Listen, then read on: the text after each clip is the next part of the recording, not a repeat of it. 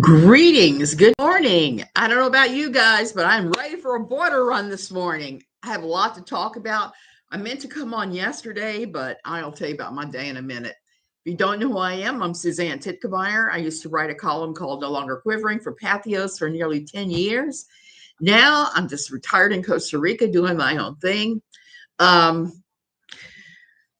Please do the YouTube things, hit like, subscribe, all of that. If you could not bully anybody and know that what I'm talking about is my opinions mostly, and just don't be rude to everybody. That's all I'm going to say here with me. Okay, so today's a border run. It's an important day where we have to go every 90 days and get out of the country. We had applied for residency back right before COVID, and our residency documents got kicked out when COVID hit and Immigrazione shut down. So we have to start again.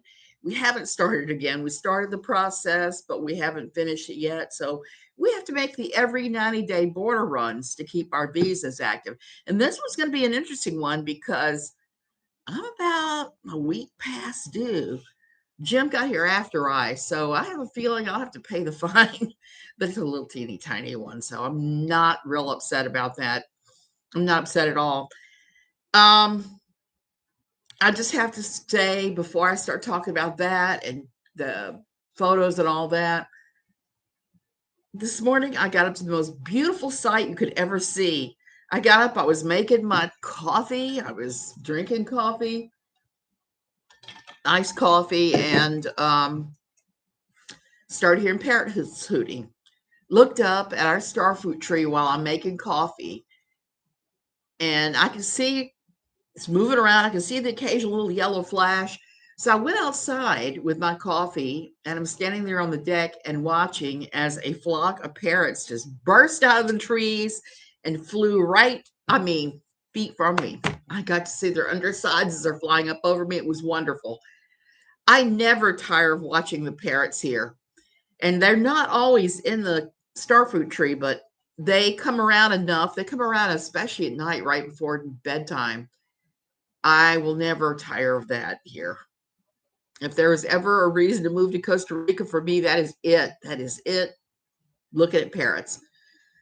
So my stream picture is a picture of what you see as you're driving up to Penas Blancas. Yeah, I know, Penas Blancas. It sounds like white dick. Hey, nobody. I don't know why the town is called that.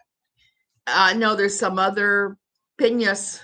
There's some kind of other meaning that I'm missing, but I still laugh about that. So you're driving up, there's all these cars and trucks, especially trucks, and they're just backed up. I've been told it takes 3 to 4 days to cross the border if you're a truck driver, which I'm not sure what all that involves, but it must be pretty intense. With us, we just drive up to the border. You're clutching your fake tickets, which I put in my description, because you can buy tickets you can rent tickets for 48 hours from bestonwardticket.com. I use them all the time when I'm crossing borders and I'm required to have a ticket showing that I'm leaving within 90 days or whatever. This works around the world. So I've got a link to it in my description. If you ever find yourself in that need, they're the people to go to for that. And so it's just mostly just shuffling around, paying your exit tax to get out of Costa Rica, going to the Costa Rican people, giving your passport, giving them your thing showing that you have gone, that you've paid your taxes, and then you walk the roughly half mile between Costa Rican Immigrazione and Nicaragua. You walk it. It's improved a lot since the time I've been here. Nicaragua even threw up a big fancy new immigration customs building, border control. But they've already broken the AC in it, and it has turned kind of janky. It's turned just as janky as the old building they used to have. And it's about a little farther, maybe a football field, 100 meters, 100 yards farther than the old one used to be. So there it is. And we've only had problems on the Nicaraguan side, and only because they wanted us. One time they said, if you're going to do the turnaround, which is what we do, we get all the stamps, pay the visiting Nicaragua fee, which is like $13. It's not expensive, and then turn around and come right back. We leave the building, turn around and go in, and then stamp again. At the stamping again, coming back through to go to leaving Nicaragua to go to Costa Rica, I had a guy say one time, okay, because you're doing this in an expedited manner, you need $20. It's like, nope. Your sign says $3 to leave Nicaragua. We're not paying you $20 for a $3 item. Not happening. And he let us on through. I heard horror stories about people being shaken down at the border. So far, knock on Guanacaste wood, we have not had that happen. So I'll let you know tomorrow what the changes are. I've been told they don't require a COVID test, and I hope that's true because we didn't get one this time. And if they do, well, then I'll be running back to the border in a few days. Okay, so I got my border talking out of the way. I did not go online yesterday. As any of you noticed, I went online for a few minutes and talked to people on Twitter, but I wasn't doing the usual thing where I was doing things, popping in and out as people did things. I did something entirely different yesterday, something I've been doing more and more of.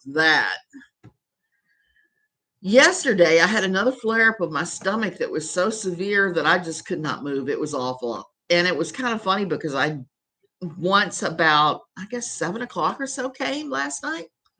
I'm sitting not in the bed, but in a chair in the living room crocheting, watching Law and Order SVU reruns because there's nothing else on. And next thing I know, I found myself sleeping like this in the chair, crochet in one hand, ball of yarn in the other. My husband walks in. I guess it must have been about 8 or so, and said, "What are you doing?"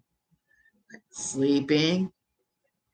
And I put that stuff down just long enough to put on my nightgown and crawl back in the bed. So I'm going to sleep from like 7 to 7, 12 hours. And before that, I was crawling out of the bed. I don't know. So while all that was going on, and I was watching a little bit of it, I kept hauling my iPad around the house with me when I was laying here and laying there. I looked at a little bit of it. I've been watching our dear Catherine throwing something of a tantrum, throwing a big tanty about 7M swirlings on Monday. She's still continuing to do that, and she's pulling up all kinds of crap to justify her position. They also went ahead and filed more paperwork, her and her attorney. They finally filed their answer, even though it was filed on, I think, Wednesday. And it was dated a month before almost. I was like, someone's trying to prove that they were ready and that they had it ready to go, and they submitted it back then. They're resubmitting it because her attorney claimed that it had been submitted. If it had been submitted, it would have been part of the court record. Whoopsie, somebody dropped their crystal ball. So this is the last time I'm going to make that joke, hopefully. So since then, we've seen some really interesting things coming out. But to me, the most interesting thing was the recent photographs, the Duggar photographs, Josh Duggar in jail. When she first posted those photographs, she tried to claim that they were exclusives sent to her by somebody in the prison. Well, that's really kind of funny because they turned up on The Guardian too. And the Daily News, was it the Daily Mail or the Guardian? They turned up in the British tabloids before they turned up with her. So I'm thinking that whoever it was, and photos like that are very valuable. So I don't doubt that the Guardian or whoever paid for it. Just like I don't doubt for whatever reason. So I'm not thinking that those photos that she used, those came from some other place. They came from some other person. I mean, she took them, but they weren't original with her, is what I'm trying to say, I guess. So then it was interesting. The next day she said that she had them from the Daily Mail, which makes more sense to me than somebody sending them to her. What's interesting to me about the photographs, it doesn't have anything to do with her or Daily Mail or whoever. Hey, Carol, is that whoever took them has violated the law. You aren't allowed to have, you're not supposed to have recording devices, or at least use them. If you have your cell phone on you in the prison, you're not supposed to be taking photographs and sending them out to somebody else. You're not supposed to be doing that. So whoever has done this, I don't know if it's a prison guard or prisoner with an illegal cell phone, has violated federal law by doing that in federal facility. And I'm stumbling over words today. And I don't know who that would be, but I have a feeling that once Seagoville, Texas, figures this out, they'll be turning around and slapping somebody with something. So this ain't over. I don't know what's going to happen here. I'm lining up my pills while we're talking. I just realized I haven't taken my meds today, and Suzanne with no meds is not a good Suzanne. Okay, you think I stumble now? I stumble worse when I don't have medication in me. So, greetings from Norway. Greetings back to you here from Costa Rica. I know it's evening where you are. It is morning here, and what a morning it's been. My husband had a breakdown on his motorcycle because he ran out of gas. I didn't even bother teasing him about that. That's just too funny. So that's all that's going on here right now. I'm just watching these photographs, trying to figure out if somebody's getting into trouble for them and the true source. When I worked as a nurse at a prison, no cell phones were allowed in the compound. Number one fan, that is my recollection of having gone and visited prisoners as part of my old church, is that you weren't allowed to bring your cell phone in. Your cell phone had to be left in your car, or you had to leave it with them at the front when you're coming in. But I don't see how it happened. But it did happen. There's grainy cell phone pictures of Josh Duggar. A Josh Duggar with longer hair and a beard, I've got to say. That's kind of a little weird, because I know in a lot of these funky town groups, they don't believe in facial hair. The guard probably took that photo of Josh Duggar. I'm thinking that too. Somebody smuggled something in and took that picture. Now, I know that sometimes there are illegal cell phones in prison, because that's one of those contraband items that guys buy all the time, I understand. I'm sure it was another prisoner, and that prison officials tossed all the cells to find that cell phone. That could be too, Carol. He is a strange individual to begin with. Well, he's not a strange individual, Java man. I got to tell you, Josh Duggar is the most common kind of guy that I know that is raised Fundy Town like that. The firstborn son is thought to be the golden child in many of these families and treated like the golden child. Josh was golden childed all along. I mean, when I saw what his parents did when the news spilled about what he'd done to his sisters, and what did they do? They forced two of the victims to trot out on Megyn Kelly's show on Fox News to say, yeah, Josh molested me, but guess what? I forgive him. They made excuses for him. The parents did. Mr. Suzanne used to ride a motorcycle. Used to a motorcycle going 1,000,000 miles on half a cup of gas. Yep, but that didn't work this time. Maybe KJ sent him a care package. Strange to us folks. Most definitely strange to us folks, because most of us don't treat our oldest son as if he were the coming of Christ number two. But in Funky Town, a lot of people do that. Their eldest son can do no wrong. He's the smartest. He's this, he's that. His parents enabled him. Yes, they created him. They not just enabled him, they created him with their hyper focus on modesty and on purity. Just at the time when he was going through puberty, and he started having those thoughts and doing those things that we see young boys do when they're that age, and saying that's the devil, that's the devil, that's the devil. Well, there's nothing so attractive as the stuff that everybody tells you is forbidden. Okay, know he can be golden to his parents. Being male, he was an end all be all. My father blamed our mother for having 4 girls. You know it was all her fault. Considered it's the sperm that actually carries the DNA code that decides whether it'll be a female or a male. Yes, he was wrong about that. So Josh could do no wrong. He was allowed to do whatever he wanted. Every time he got caught doing something impure, they covered for him. I mean, he got some consequences, like a little slap on the wrist at the church, but nothing real.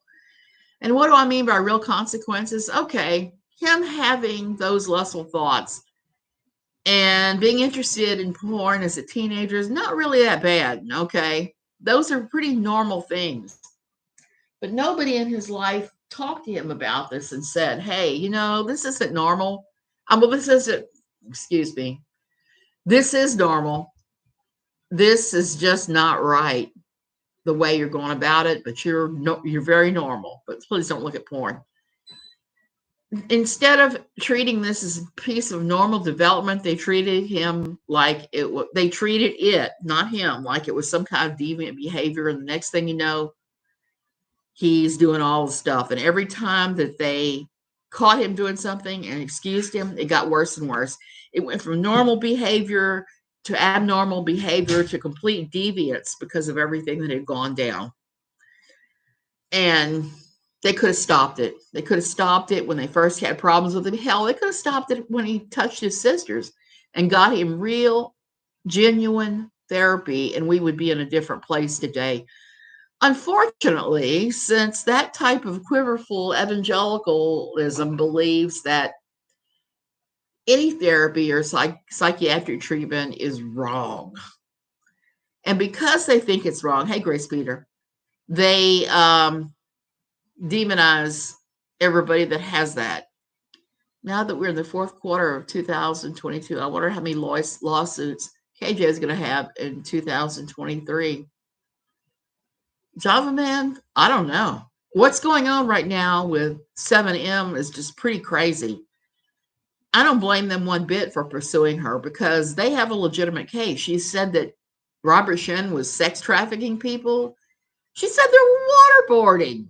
The only thing I can think of with the waterboarding is she might be confusing the very average backwards baptisms as waterboarding. It just doesn't make any sense, some of the things that she's come up with and been saying, oh, that's this, it's this. Well, anyway, when you accuse somebody else of crimes without having any kind of evidence, and her answer to 7M was actually kind of funny because at one point she said, the things that I've said are opinions only, and opinions are covered by fair use, blah, blah, blah. And the very next thing said, I've not defamed this person because the things I said were true. Okay, so they're opinions and they're true. What does that work? Your opinions might be true, but your opinions also might really be wrong. I have had times when I've had to come on here and say, hey, I was really wrong about this. My opinions are not always right. My opinions are my opinions. Her opinions are her opinions. Opinions are neither wrong or right. They're just opinions. And we don't know what's going on behind the scenes there. She's playing nice YouTuber right now and trying to say, what kind of plans do you have this weekend? You're going to the pumpkin patch or you're going to pick apples? And I don't buy it. She does that every time she gets in trouble. She has accused someone of pulling his mom off life support to collect the insurance money, and another person of being a mafia because she couldn't find his birth certificate. Oh, Lord, I know. It's really a shame that KJ is not in a non-denominational evangelical CULT because she would fit perfectly with all of her conspiracy theories.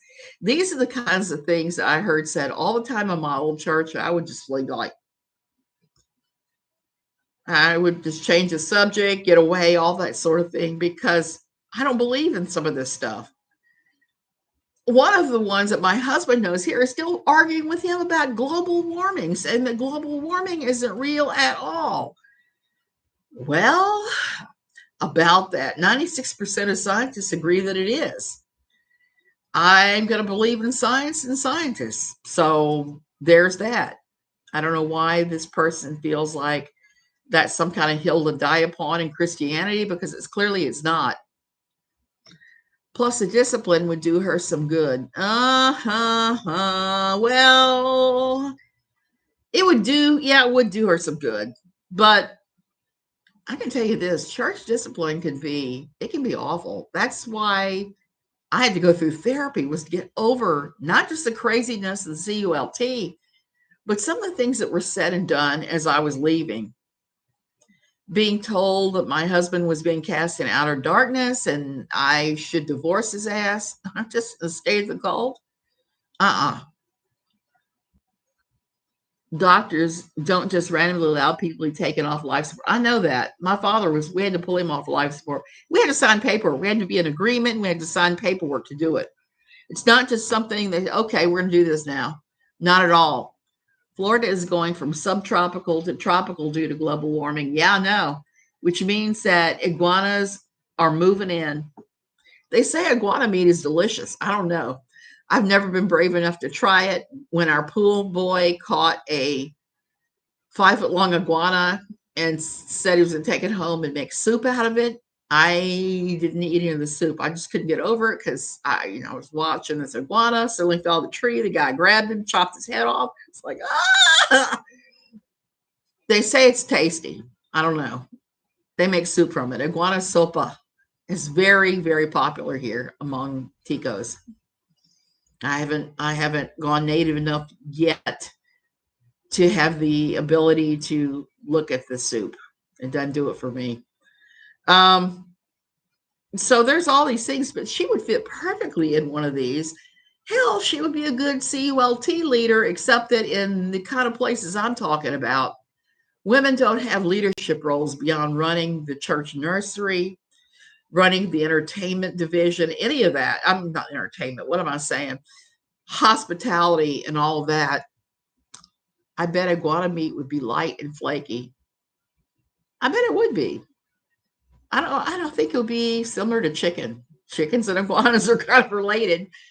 Chickens came from dinosaurs, so I'm thinking they might not be too dissimilar.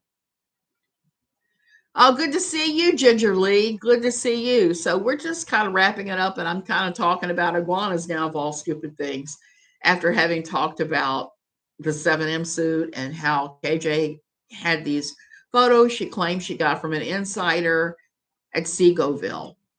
And I'm not sure that the other Seagoville prisoners have access to KJ's various platforms. I don't know what the policy is on internet use or any of that there, but I am thinking that it's probably going to be not that great. Somebody on the outside got those photos from someone on the inside and then probably tried to sell them to the British tabloids before giving them away to everybody else. Maybe she has a prison paper. Java Man, I read in one of the tabloids that a bunch of people had been trying to catfish Josh Duggar via the mail. I don't doubt at all that maybe somebody we know tried to do that. I'd eat iguana before frog, as are these photos. Out before I know they were out before she showed them. They were out at the Daily Mail. And then she claims she got them from an informant. Oh, no.